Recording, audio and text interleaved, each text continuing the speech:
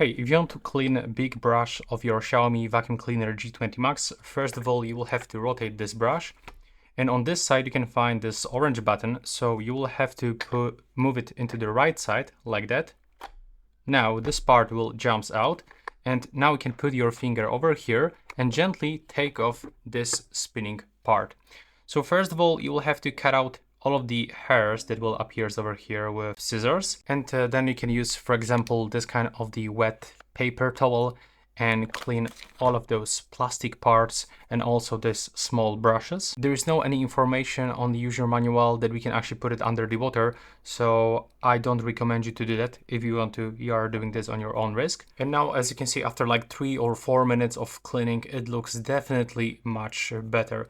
What I will highly recommend you to move that silicone part, and a lot of dirt will be also available over here. So simply move it with your finger and try to input here wipe to clean it out. And you have to also remember to clean the part inside. So remove all of this dust and other mess inside. So you can also use, for example, this kind of the wet paper towel. So as you can see, after just a single swipe, we can find a lot of mess. And now as you can see, we got huge difference. It takes me like 10 or 15 minutes to clean it out. Also, you are able to clean this part inside, but you are doing this on your own risk. So what I did, I actually put here some wet paper towel inside this one, and I was just actually pushing this through this part, then put it back. But as I said before, I wouldn't recommend you because it's like really hard to take it off.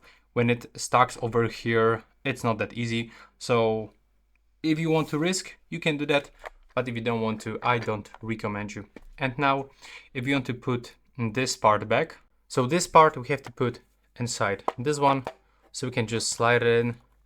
Now you will have to align this one like that, and we have to rotate upside down, put it over here, close, and the cleaning process of our brush is finished.